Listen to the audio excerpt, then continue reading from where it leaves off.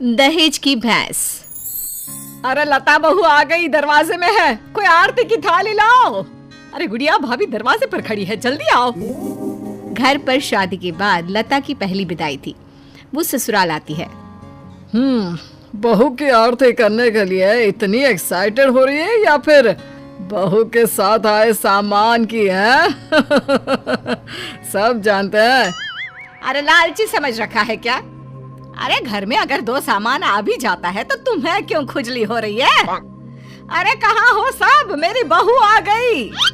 सास थाली लेकर दरवाजे पर जाती है, जहाँ सामने एक भैंस खड़ी होती है।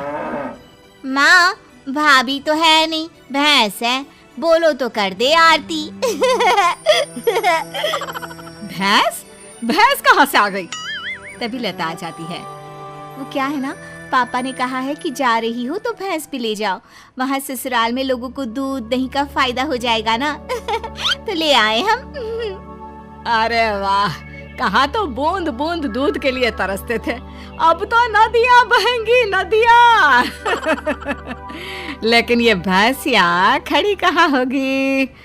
रुको, तुम्हारे ससुर से पूछते हैं। सास अंदर बैठे ससुर को आवाज देती है। आजी सुन रहे हो? बहू का ये सामान कहाँ रखना है और ये कहाँ रहेगी?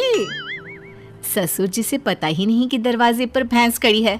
अरे करना क्या है, वो ऊपर का कमरा ही तो बनवाया था ना, वहीं रहेगी और कहाँ जाएगी? हैं? ऊपर के कमरे में रखे? अरे लेकिन इतना ऊपर चढ़ेगी कैसे? अरे पैरों से, और क्या पंख उगाना है? बड़ी ही गंवार औरत हो तुम। और अब बहू आ गई है, जल्दी से अंदर ले आओ आरती करके, हम नहाने जा रहे हैं। बाहर आए तो नाश्ता मिल जाना चाहिए, फिर मिलते हैं बहू से। ये बोलकर ससुर तो चले जाते हैं, लेकिन सास सोच में पड़ जाती है कि भैंस को ऊपर पहुंचाए कैसे। खैर काफी मशक्कत के बाद भैंस को छत पर चढ़ा दिया जाता है। हाय रे, न जाने कैसा ससुराल मिला है, एक तो 3 तल्ले ऊपर कमरा दिया है। सोचा था कि खुली छत है, रोमांटिक माहौल बनेगा, लेकिन नहीं, यहाँ तो मेरी भैंस ही खड़ी करती। अब सारा दिन सारी रात इसी के गोबर की मैं कमरे में माहौल जमाएगी। अरे रोती क्यों हो? जानती हो ना, घर में पापा का ही राज चलता है। अरे मुझे खुद समझ में नहीं आ रहा कि कैसे पापा ने ये भैंस छत पर चढ़वा दी। खैर चेंज कर लो, नीचे चलते हैं नाश्ता करने, हमें बहुत भूख लग रही है। सभी नीचे आते हैं नाश्ते के टेबल पर। और बताओ बहू, घर पर सब कैसे हैं? पिताजी को बोलते तो वो भी आ जाते, इसी बहाने मुलाकात हो जाती, और वो भी देख लेता कि कितनी शानदार व्यवस्था की है हम लोगों ने तुम्हारे रहने की। कमरा पसंद तो आया ना बेटा? हाँ पापा जी, बहुत। लेकिन वो भैंस। कौन सी भैंस बहू? वैसे भैंस से याद आया, तुम लोगों के मायके में तो भैंस ही भैंस है, तो कम से कम तुमने भैंस की सेवा, दूध निकालना, भैंस को नहलाना, ये सब तो सीखा ही होगा ना? बहू ससुर के सवाल से एक्साइटेड हो जाती है। सीखा? अरे हाथ में जादू है हमारे।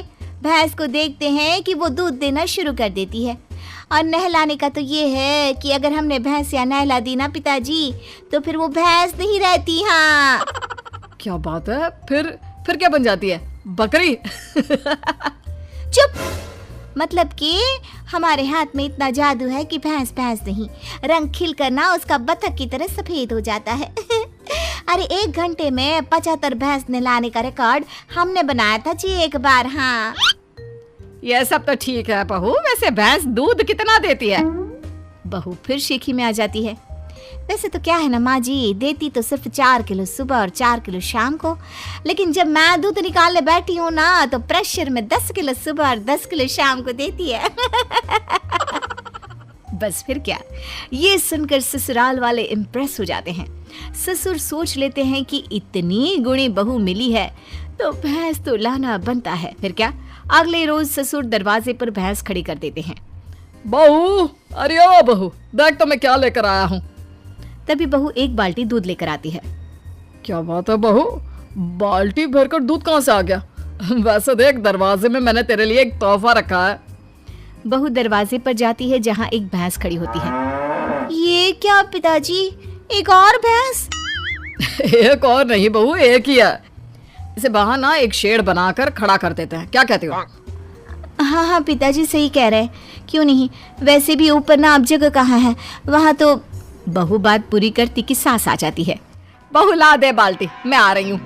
सास बहू से दूध की बाल्टी लेकर चली जाती है और बहू नई भैंस की सेवा में लग जाती है। अगले रोज सुबह सासू माँ, मैं ना आज ससुर जी को बोल दूंगी कि मैं ना 2-2 भैंसों की सेवा नहीं कर सकती, तो वो एक भैंस ना बेच दे। अरे नहीं नहीं बहू, अभी नहीं। अभी तो तू जानती है कि मेरे मायके में शादी आने वाली है। दूध के भाव कितने महंगे हैं, तो कुछ महीनों के लिए दोनों भैंसे संभाल ले, फिर बात करते हैं। अब बहू सुबह शाम छत की भैंस और बाड़े की भैंस की सेवा करती, उसे नहलाती, दूध निकालती और सास को देती। सास दूध का क्या करती ये किसी को पता नहीं चलता।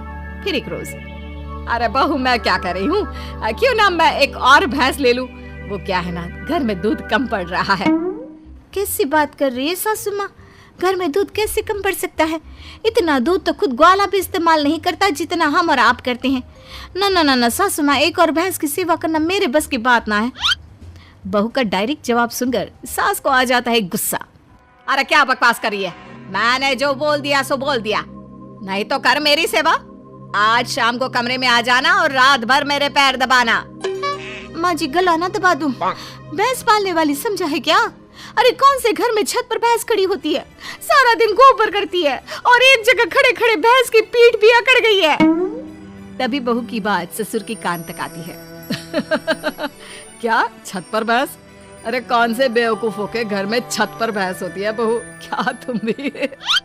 हम लोगों के घर पिताजी, आप ही ने तो खड़ी की है ना मेरे कमरे के बाहर भैंस, सारा दिन गोबर करती रहती है। मैं कभी छत की भैंस देखो, कभी बाड़े की। हाँ? क्या मैंने कब बोला? अरे जब बहू आई थी विदाई में भैंस लेकर, तब आप ही ने तो मुझसे कहा था ना। अरे गुड गोबर, मैंने बहू को ऊपर के कमरे में ले जाने को कहा था, भैंस को नहीं। हे भगवान, बड़ा पागल लोग हो। जल्दी उस बेचारे मवेशी को नीचे ले आओ। सास फिर बेटे के साथ मिलकर भैंस को नीचे ले आती है। मुझे पता होता कि छत पर भैंस है तो मैं ये दूसरी भैंस कभी ना लाता। पर माँ जी को तो पता था ना, उन्होंने आपको नहीं बताया। वो तो तीसरी भैंस भी लाने की बात कर रही है। अरे वो तो मैं दूध बेचने का बिजनेस करने की सोच रही थी, इसलिए। सासू माँ प्लीज ऐसा कुछ भी ना सोचा करे। भगवान।